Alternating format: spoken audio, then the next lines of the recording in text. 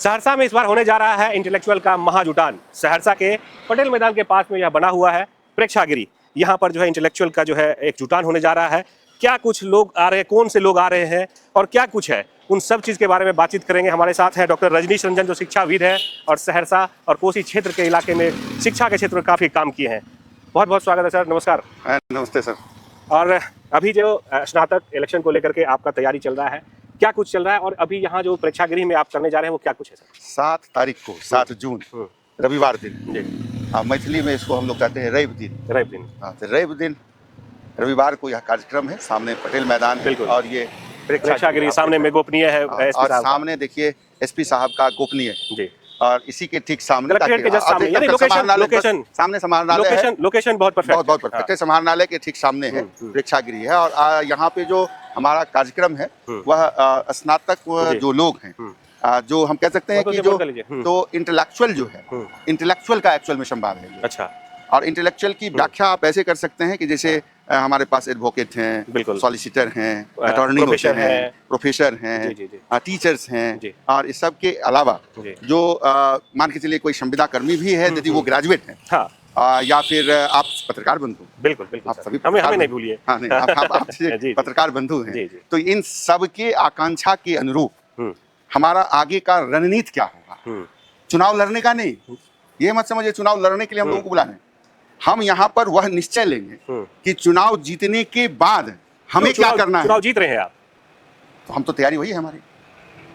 क्या संभावना है, कितने लोग आ रहे हैं? मैं तो पहले ये बताऊं कि 74 वर्ष के इतिहास में कोसी स्नातक निर्वाचन क्षेत्र, ठीक है, और 74 वर्ष यानी 1951 में पहली बार आम चुनाव इस देश में हुआ था और खास चुनाव 1952 में हुई थी। 1952 से मतलब ये है कि इस देश में राज्यसभा हो या विधान परिषद हो, इन सब जैसे खास चुनाव जो है वो आपके 1952 में हुए थे। 74 वर्षों के इतिहास में, या यूं कहें कि 4-5 स्टेट में जो आपके यहाँ स्नातक का चुनाव होता है, कहीं भी स्नातक मतदाताओं का सम्मेलन नहीं हुआ है। ये पहला सम्मेलन है।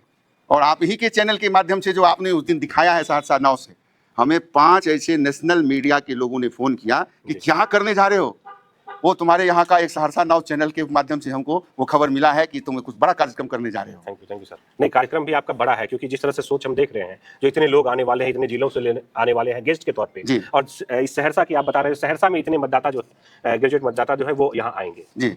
4 से 5 हजार तो टाउन में मतदाता है।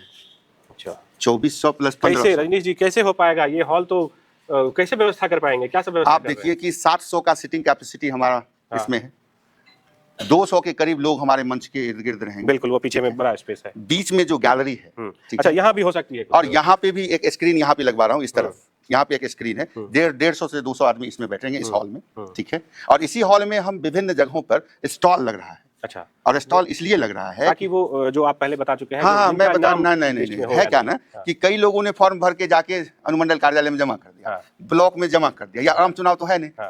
हमने वैसे सभी लोगों को पत्र भेजा है, कुछ लोगों को पत्र नहीं भी मिला है। ऐसे भी कई साथी हैं, उनके दिमाग में उधर बुंद बनाया कि हम वोटर बने हैं कि नहीं बने हैं। रजनीश भाई, फॉर्म तो हम जमा कर दिए, आप चुनाव लड़ रहे हैं, वोटर लिस्ट आ गया क्या? तो वोटर लिस्ट आ गया है। आपके चैनल के माध्यम से सभी सम्मानित स्नातक साथियों को मैं बताऊं, वोटर लिस्ट आ चुका है। और इसी जगह 10 ब्लॉक है, 10 ब्लॉक के काउंटर होंगे और मतदाता सूची की मूल प्रति वहां रखी रहेगी। आप आइए, वहां हमारे साथी रहेंगे, आप उसको पलट के अपने नाम, यदि आपको लगता है कि हमारा नाम जुड़ा कि नहीं जुड़ा, हम कैसे पता करें, तो वो आराम से चेक कर सकते हैं इजीली। अच्छा, आप सर बता रहे थे यहाँ काफी लोग आएंगे यहाँ जी, तो व्यवस्था जो है अलग अलग, जैसे इस यहाँ भी कुछ रहेंगे, कुछ अंदर में रहेंगे, बाहर में भी कुछ। हाँ, चलिए दिखा रहे। संख्या तो बहुत होने वाली है जी। निश्चित है। ये एक कॉमन एरिया है हमारा, और कॉमन एरिया है, यहाँ पे एक प्रोजेक्टर लगा हुआ रहेगा। ये कॉरिडोर है जो पूरा का पूरा खाली है लोगों के आने जाने के लिए, सुरक्षा के इवैक्यूएशन की स्थिति के लिए। आपको बता दें, ये लोकेशन जो है सहरसा प्रेक्षागृह है, कलेक्ट्रेट के ठीक सामने, पटेल मैदान के जस्ट बगल में, यानी कि आने में भी कोई भी लोकेशन में कोई दिक्कत नहीं है।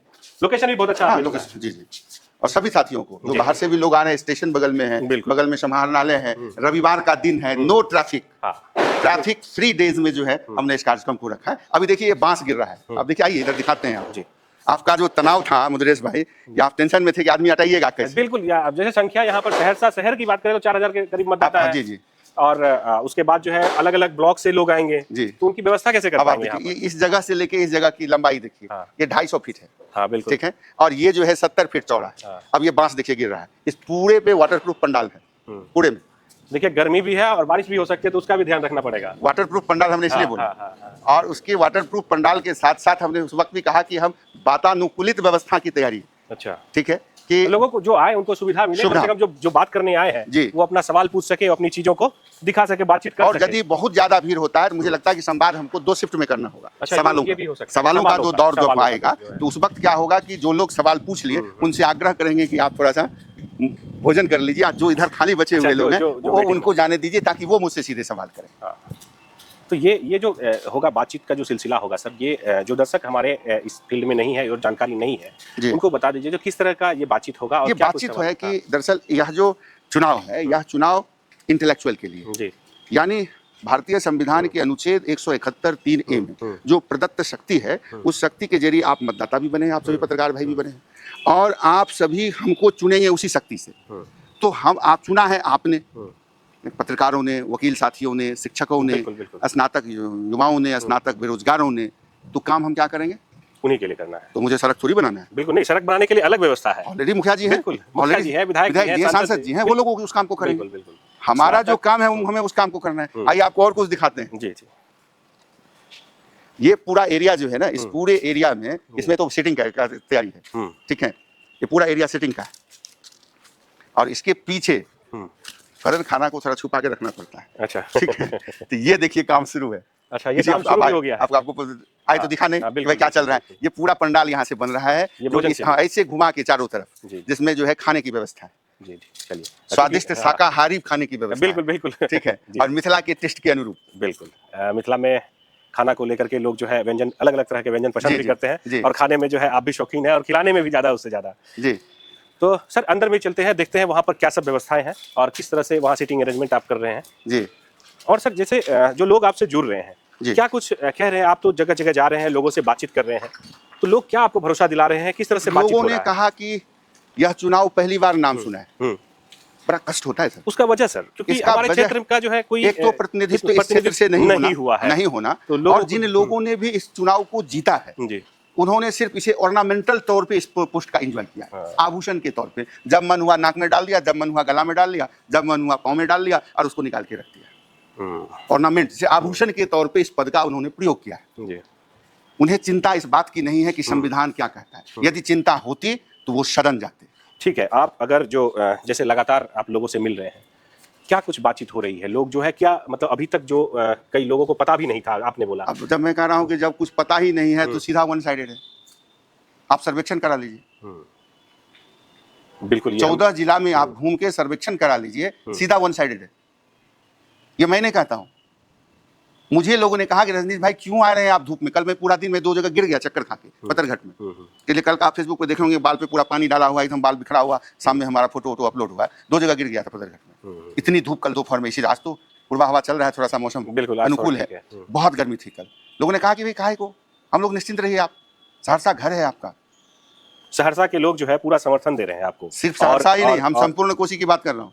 सहरसा में कार्यक्रम इसीलिए मैं कह रहा हूँ, सहरसा के लोग जो है पूरी तरह से डेडिकेटेड है, तो हो सकता है इसको देख करके और भी लोग जो है और ज्यादा आपके सपोर्ट में आ जाए।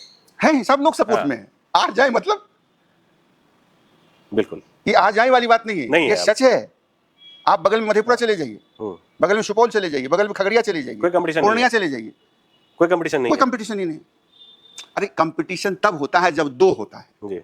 भाई आप सहरसा नाव है, हम रेडियो स्टेशन बेस्ड हैं, और यदि हम भी आपके फील्ड में आ जाएं तो क्या होगा, फिर उसका हम कंपैरिजन करें, तुलनात्मक अध्ययन होगा। तुलना तब होगा जब 2 बराबरी के लोग होंगे, तुलना तब होगा जब दोनों सेम काम करने वाले। आइए सर अंदर का भी देखते हैं।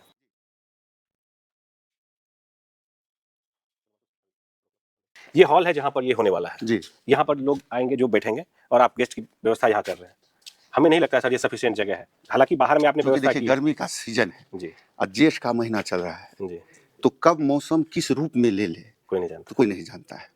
और चूंकि संवाद है, सवाल में गर्माहट होता है। बिल्कुल बिल्कुल, सवाल जब होता है उसमें सवाल अपने आप में ऊर्जा से भरा होता है। जहाँ ऊर्जा आएगी वहाँ उष्णता आएगी, वहाँ गर्मी आएगी। तो इसलिए हमें वातानुकूलित जगह पे ताकि ठंडे दिमाग से बातचीत हो, रिलैक्स हो, सभी लोग आपस में बात करें, क्योंकि सभी मेरे भाई हैं, मेरे सभी जिलावासी हैं, हमारे सारे भाई आए हैं। ठीक है। बहनें आएंगी, तो उनके साथ जब मुझे संवाद करना है तो मैं भी कूल, आप भी कूल, लेकिन चूंकि इससे बड़ा ऑप्शन सहरसा शहर में नहीं है। बिल्कुल सर। सर क्या आप संदेश देंगे अभी जो लोग आ रहे हैं या फिर जिन तक अभी जानकारी नहीं पहुंची, हकार आपका नहीं पहुंचा है, उनको क्या कुछ आप संदेश देंगे? देखिए, मेरा तो मैक्सिमम प्रयास था हकार पहुंचाने का, क्योंकि उसमें मैं खुद से ही अपने से 4 दिनों से विभिन्न प्रखंडों में जाकर लोगों को हकार दिया है, लेकिन फिर भी मैं आपके चैनल के माध्यम से, क्योंकि सहरसा नाउ आज के डेट में हर सोशल मीडिया यूजर्स के पास है, जी बिल्कुल, हम तो लोग मैं उन सारे लोगों से जो आपके माध्यम से जो लोग जुड़े हुए हैं सहरसा नाउ के माध्यम से, और जो मुझसे भी जुड़े हुए हैं, उन दोनों आदमी से मेरी आग्रह है कि आप सभी लोग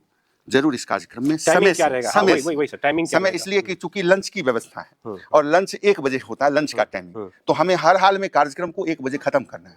अच्छा, इसलिए खत्म करना है कि चूंकि कहा जाता है ना कि बेटी कुमार के गीत के वक्त समदोन नहीं गाया जाता है, तो खाने का भी एक वक्त होता है, और वक्त होता है वो 1 से 2 एकदम राइट टाइम दोपहर के लंच का समय होता है। अब खाना आप 4 बजे शाम में खिलाइएगा तो खाना की भी बेइज्जती और जो लोग आए उनकी भी बेइज्जती। इसलिए हम सभी लोगों से एकदम हाथ जोड़कर विनती करते हैं कि जब इस कार्यक्रम में हमें शरीक होना ही है तो हम समय से शरीक हों, ताकि समय से कार्यक्रम शुरू हो। 10 बजे हमने समय दिया है, ज्यादा से ज्यादा 10:30 कीजिए, ताकि संडे का दिन है, आप रिलैक्स में हम लोग कार्यक्रम करें, अच्छे वातावरण में बात करें, सहरसा की परिस्थितियां को बदलने के लिए, सहरसा के शैक्षणिक इतिहास पर चर्चा करने के लिए, ऐतिहासिक बदलाव के लिए। सर, सहरसा नाउ की तरफ से आपको बहुत बहुत शुभकामनाएं, और ये कार्यक्रम के साथ साथ आपका चुनाव भी सफल रहे, ये हमारी धन्यवाद, नमस्ते।